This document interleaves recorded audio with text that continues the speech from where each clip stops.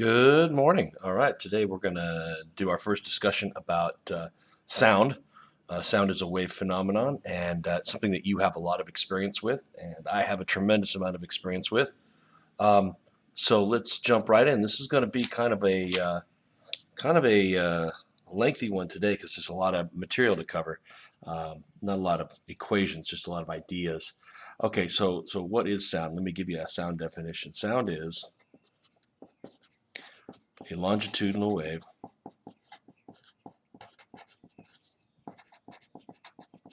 in air. And we put an asterisk on that because air is the medium for sound, but it doesn't have to be air. It's only air most of the time. Okay. Of course, sound travels through water. You might have heard about whale songs and water. I'm sorry, sound travels through solids. You can hear sounds through your windows. The sound in the air outside of your house hits the window, vibrates the molecules of the glass, and then you get yourself a sound wave. It's also sweetly ironic that I'm doing a lecture on sound as the crew is doing some maintenance on the golf course outside my house, and my gardeners will show up at any moment. We will be alerted to the gardeners arriving by the dogs going off. So there you go. Okay, so it's a longitudinal wave of air, which means it's made up of two things. It's made up of compressions and rarefactions. Um, as you might imagine, compressions are areas of increased density,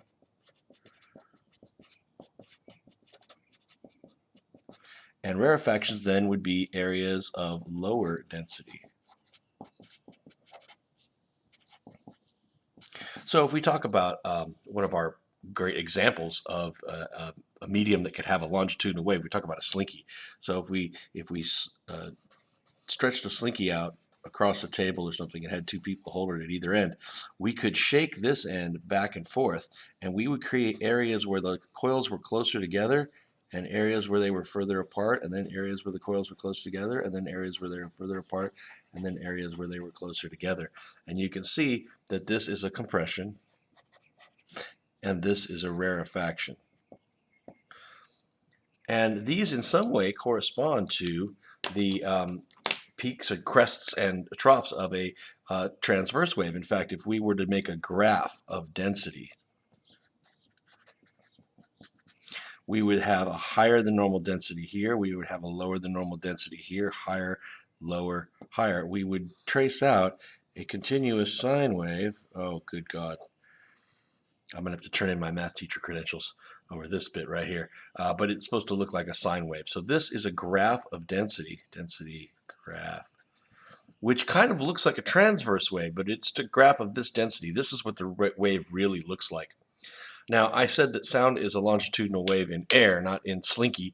So what would that look like for air? Well, let's imagine that we had a tunnel, long tunnel through a mountain, and this is full of air molecules, and they have an average density that maybe looks like that. Okay, that's a bunch of air molecules just kind of randomly scattered. Well, high density area would have the air molecules condensed a lot closer to each other,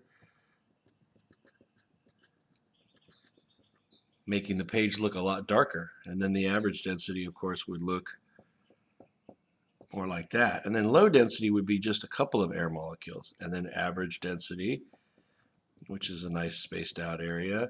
And then we're going to have an area of higher than normal density.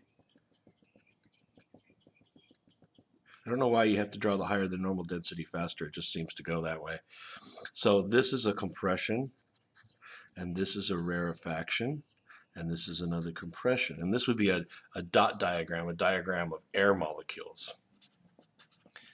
These are instructive to draw, but annoying to draw too. They're tough on your writing instruments and your brain. Also, keep in mind that these things are moving. They're all moving. This compression area is moving along to the right. So it's a spring, right? And you smashed it together. So it pushes back in both directions, and that pushes some of these coils into the area that is more rarefied, making the compression kind of move along. So I don't have animation on these pages, but you can go on the interwebs and find something. These things are all moving, and even these air molecules, these compressions and rarefactions, are moving along. So they have a measurable wavelength.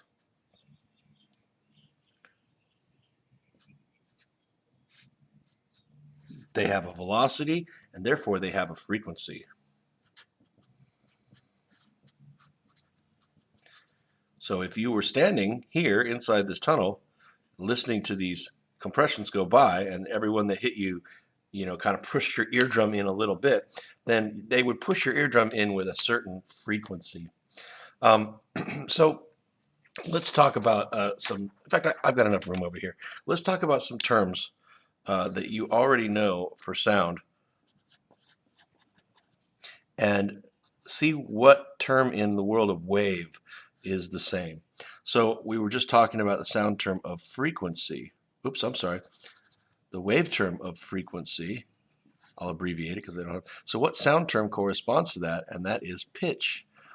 The note, the highness and lowness of the pitch. So you expect, for example, Mickey Mouse has a very high voice. That is not what Mickey Mouse sounds like, of course. But I haven't had my coffee yet, so we'll wait to do the Mickey Mouse later. And the sound term of loudness. Now, I don't like to use the term volume for loudness, although that's what's on most remote controls, because volume to me as a mathematician and scientist is the space that something takes up. So I'm going to cancel that out. But loudness is the same as the wave's amplitude. So the amplitude of a wave creates your loudness. That is, how compressed are these regions? Are they really tight, or are they just barely tight? How high would this little peak be on the density graph? Another term that's kind of interesting here is there is a sound term called timbre. And timbre is spelled timber. And this actually is a mixture of frequencies. The particular blend of frequencies that you get contribute to the tone of the sound. You know how some people have a very soothing voice, and it's full of it's got some low frequencies, it's got some high frequencies. Maybe they use it well, they go up and down in pitch and all, and you say, oh, they've got a great voice, great singing voice. And other people talk using a lot of their nose, and you don't like the quality of their voice. That's a timbre problem. When I was first starting to play electric guitar, I would plug my guitar into one or two effect units, and then I would play notes, and they would just sound like poop, right?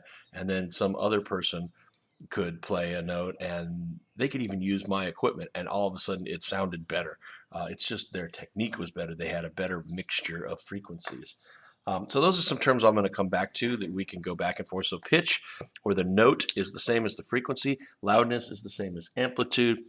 And the timbre is the mixture of frequencies, and we'll come back to that in a minute. Let me get a fresh sheet of paper here. So sound is a longitudinal wave in air for the most part, but in other things. Now, one of the things that we've said about waves is that the speed of a wave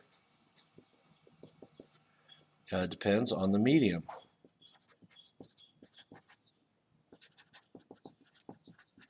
And that is also true for sound. The speed of sound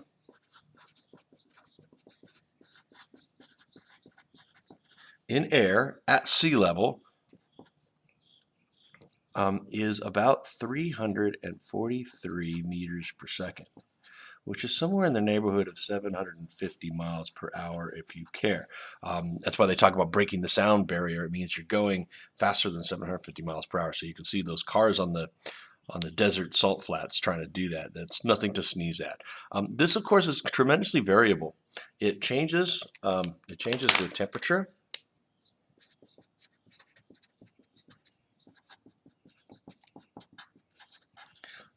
It changes with the density of the air, which means it also changes with altitude.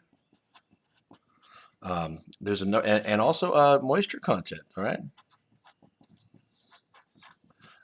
There's a lot of different variables that affect the speed of sound, but for the most part, at sea level, at kind of a normal temperature, you can use 343 meters per second. If you really care, there is some sort of formula that says that the speed of sound is 331 meters per second times the square root of the temperature divided by 273. Now, the 273 lets you know that this temperature probably needs to be in Kelvin. 273 is the offset between Celsius and Kelvin. And I think this is pretty close to being true. For the most part, this is something that I memorized. I don't know if this is in your book, but it does let you know that if you were to go down to 0 degrees Celsius, which is 273 Kelvin, this would be 1, and the speed of sound is down to 331 meters per second. So the speed of sound is a little faster in warm air, and that's because the molecules are already moving, and they bump into each other with a little more, I don't know what you call it, alacrity, but a little more quickness, a little more speed. Certainly, though, the warmer air is a little less dense, and that would actually tend to make the speed of sound be a little less. The speed of sound is generally faster in objects where the molecules are closer together. They don't have to move as far to hit each other. In something where the molecules are farther apart, they have to move further to hit each other and transfer this compression or rarefaction. That threw me for a loop when I first learned this, because when I was a youngster out camping with the Boy Scouts or my parents, or particularly fishing with my dad, he liked to take us out fishing, and we would hit the lake really early in the morning, and he told us, always to be very quiet, that that sound carries better when it's cold or on the lake, and I when I found out that the speed of sound was less at lower temperature, I was surprised, but he wasn't saying that it was any faster. He was saying that the sound carried better. When it's cold, a lot of the moisture freezes out of the air. It's a little drier, and the sound goes further before it attenuates, before its amplitude drops. Lakes are a different story entirely, because there's a horizontal surface. Then some of the sound that would normally be absorbed by the ground gets reflected back up, and so sounds carry very well on lakes. That's why if you're camping, you need to be quiet, because people across the lake will hear you playing guitars and singing Kumbaya. All right, the speed of sound. Okay, so it changed with temperature. There are some other speeds of sound. Speeds of sound inside of water. Speed of sound in water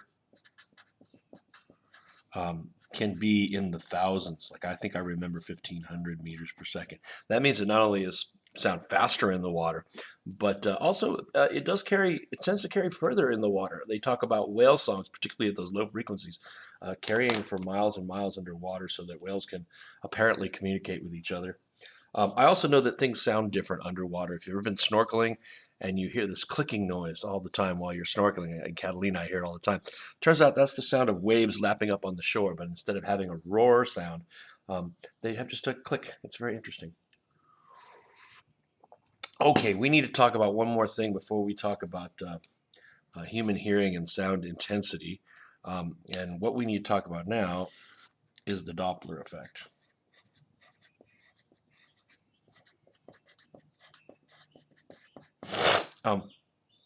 The Doppler effect is an apparent change in frequency due to, I should probably write this out, motion.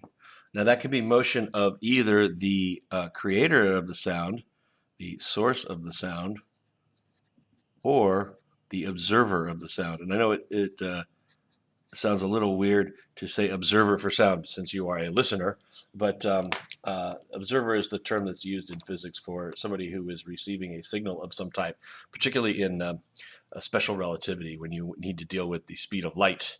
Oh, by the way, going back up here, let's compare the speed of sound, which is 343 meters per second, to the speed of light, which is 3 times 10 to the 8 meters per second. This is like 3 times 10 to the 2. This is 3 times 10 to the 8. So this one is a million times faster. And you can exploit this difference between sound and light in a lot of different ways. I don't know. They always talk about how you can see the starter pistol before you hear the crack of the starter pistol at track meet. I haven't been to that many track meets. I can tell you that if you're at a baseball stadium, you can see the batter swing before you hear the crack of the bat. And not only that, I'll go you one better. When I was a kid, I used to ride my bike up to Angel Stadium with my little Charlie Tuna transistor radio, and we would get the $2 and $3 seats, which were up really high over left or right field. They're the family section now, and You couldn't quite tell who was at bat and stuff. So we listened to transistor radio. We listened to the play-by-play, and the microphone that's down by the plate could pick up the crack of the bat, transmit it along at the speed of light up to a radio transmission tower at Mount Wilson, which is north of our school, and then transmit it all the way back down to Anaheim. And that sound could come out of the speaker of my transistor radio before the crack of the bat in the stadium ever happened. This difference in arrival times for sound and the fact that it's not that fast also is the reason why making announcements in big arenas and stadiums is difficult, and halftime shows are almost always pre-recorded because the difficulty of playing a show on the field and having it arrive at all of the different people in a coherent, simultaneous way is so difficult.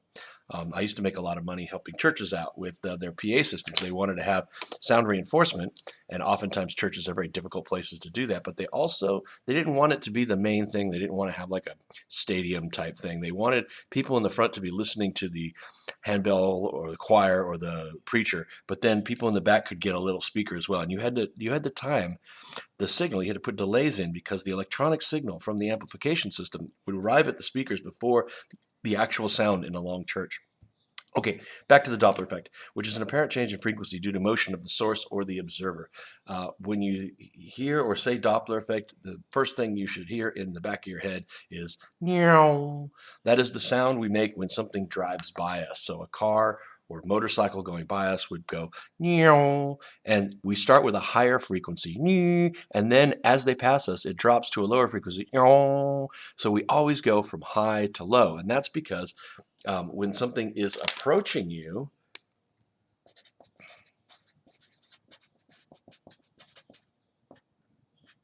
we get a higher frequency than normal. And when something is going away, what's a good word for that? When it's distancing, I don't know what you want to say. What's a great word for getting further away? I'll just say distancing. That's really the end of my imagination right now. Distancing. Then you're going to get a lower frequency. And I'll show you why that is on another piece of paper here. But it always goes from high to low when something goes by you because it's always approaching you at first and then passing you and moving away from you. You never hear something come by you and go, "Nree." Yeah, "Nree" is never something you do. But if you go, "Meow," people know, hey, something drove by me. It was approaching and then it went away. Let's talk about that. Also, why do I say apparent change in frequency? I say apparent change in frequency because the object itself is not giving off any different noise. It's just the way it's being perceived, the way it's being heard. So let's talk about this. What happens if I have, here's the ground, and here's a police car. Okay, this is my little bubble car. This one's going to have a siren on the top, and this police car is going to be making some noise. So the wave fronts, the crests, the compressions will be equally spaced, and they'll be taking off at some velocity v. Now, if this is standing still, and you're over here, and you're standing still, there's your big ears, you're going to hear a certain frequency, and you're going to say, hey, I hear a certain frequency. Okay, that's you. Okay, now what happens if the police car is driving towards you? So we are going to put this police car here. We're going to put some things. Now what happens is the police car will have made one of its crests, but then driven forward a little bit before it made the next one, and then driven forward a little bit before it made the next one. So in front of the police car, the crests will be closer together. Now, they'll still be moving at a velocity v. It's just that as they were made, the police car was also moving forward and shrinking that distance. By the way, behind the police car, what do you imagine will happen? Well, the waves would normally be spaced equally behind the police car as well, but now the police car is going to make a wave, move forward, and make the next wave further apart. So here in the back, they'll be spread out. So in front of the police car, we're going to have a shorter wavelength, and that means a higher frequency. And behind the police car, we're going to have a longer wavelength, and that means a lower frequency. So if you're standing in front, you're going to say, hey, I'm going to hear F prime. That is a higher frequency than I heard before. The police car is coming towards me. And then after the police car passes you, and let's go ahead and draw this police car now past you, Then you're going to hear the lower frequency because you're going to hear the spaced out ones from behind. So that's the source of the, oh, wait a second, hold on. What if you are moving? What if the police car is standing still with its siren on, making these evenly spaced sound waves, and you run towards it? You know, maybe you are trying to warn the officer about some impending danger. If you have a negative velocity, a negative number towards the police car, and the car is, you're also going to encounter these things more quickly. You're going to run towards each one, and that means the frequency is going to be higher. So you're going to hear F prime. You're going to hear a different frequency. Again, that is the source of the Doppler effect, and it is due to a moving source and observer. And as a matter of fact, it is such an interesting and precise effect that you can use it to figure out how fast something is moving. This is how radar and LiDAR works to give you a ticket. What happens is the radar, let's stick with radar because I'm not 100% sure that LiDAR works this way. Let's just say that the radar puts out a certain frequency, and then that signal bounces off of something that is moving. When the radar waves come back, they will have been squished together. They will have been compressed in wavelength, and so the frequency that comes back is different than the frequency that was sent out. And you can tell how fast that thing was going, and you don't have to take multiple measurements and divide distance by time and all that kind of stuff. You can do it right away with Doppler, which is why some flight simulators actually have this model in there. If you are flying a fighter jet and a ground radar, or even the radar inside of a missile picks you up, if you fly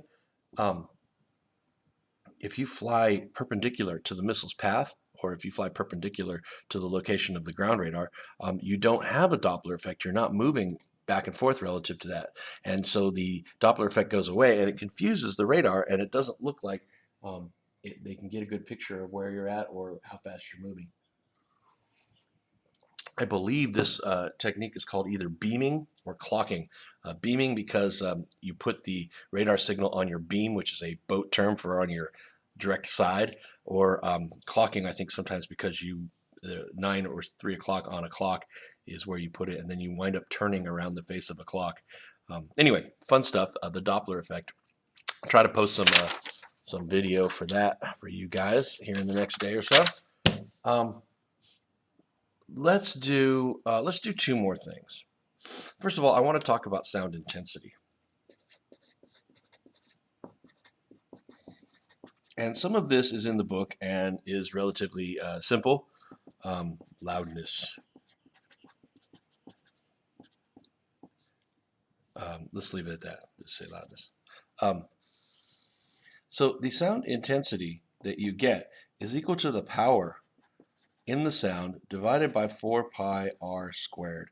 Okay, so this is the intensity.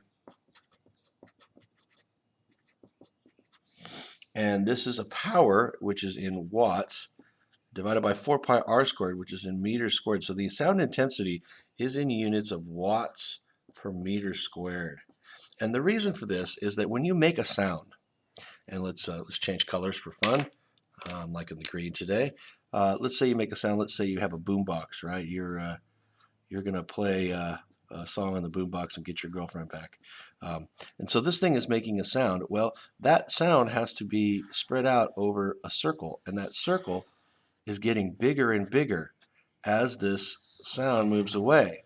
So because energy is conserved, the power, the energy per second coming out of this is conserved, then what has to happen is that the actual intensity of the sound, like this person right here, might need to cover up their ears and go, oh God, that's so loud. But this person way out here might say, hey, this is a very comfortable listening thing. That's why we talk about the gardeners, and the leaf blowers are supposed to be 75 decibels. Well, that's 75 decibels at 50 feet, you know. So the poor guy using the leaf blower is getting blasted like this dude, not like that dude over there.